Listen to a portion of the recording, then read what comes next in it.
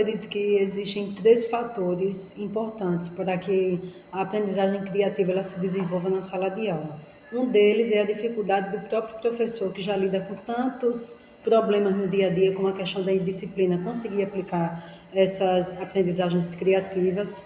A falta de espaço no próprio âmbito escolar, um espaço específico, já todo estruturado, e também a própria disponibilidade de material para essa aplicação. Eu acho que uma coisa que dificulta muito, pelo menos falando de mim, é tempo mesmo. Tempo para poder se dedicar às turmas, se dedicar aos estudantes. Porque minha matéria, por exemplo, tem um tempo só de aula, então a gente tem que ter 20 turmas. E pensar formas de metodologia criativa que vão envolver determinadas particularidades de turmas e de alunos, assim, com uma quantidade tão grande, fica mais difícil. Então, acho que a quantidade de alunos muito grande, por causa da quantidade de turmas muito grande, dificulta bastante.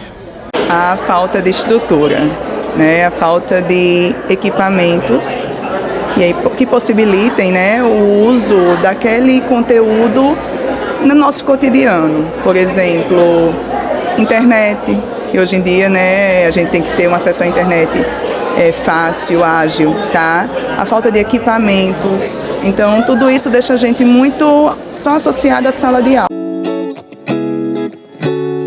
Eu acredito que parte muito de deixar o aluno ser protagonista, de o professor também ser criativo. Normalmente eu costumo transformar aquele conteúdo numa canção, numa paródia, brincar na sala de aula também e mostrar para o aluno que a aprendizagem criativa na verdade se faz a partir do professor, com a participação do aluno, que não precisa também ser um processo moroso, chato, insatisfatório, pelo contrário.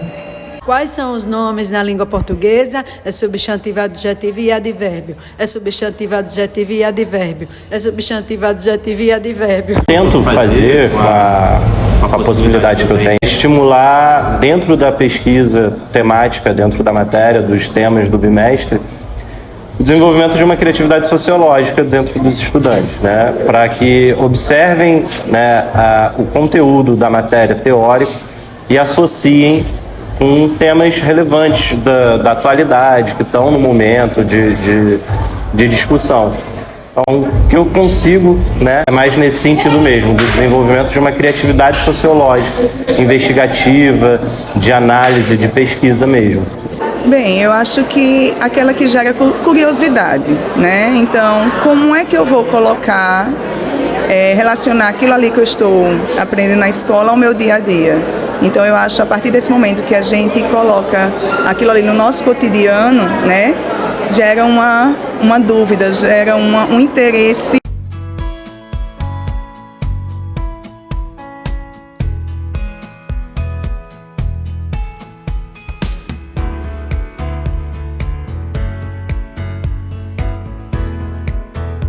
Eu gosto da metodologia onde eu explico para mim mesmo o assunto. Eu assisto uma aula, eu tento absorver o máximo possível daquela aula e eu explico para mim mesma o que eu entendi daquilo. Eu gosto dessa metodologia porque até o momento está funcionando comigo, então eu faço ela. Sim, tem um professor, na verdade tem 2 professores que eu considero que a metodologia é criativa. O professor Tiago de Sociologia, eu gosto da metodologia dele por conta que ele traz a sociologia de uma forma muito cotidiana. Então isso nos faz ter um pensamento muito crítico para as coisas que acontecem no nosso dia a dia e ainda ensina muito bem a matéria. E o professor Roberto de Matemática, porque ele traz a matéria dele de uma forma muito leve. Que a gente tem dificuldade em entender a matéria de matemática, a maioria dos alunos tem essa dificuldade, e ele traz de uma forma muito boa, fazendo com que a gente entenda.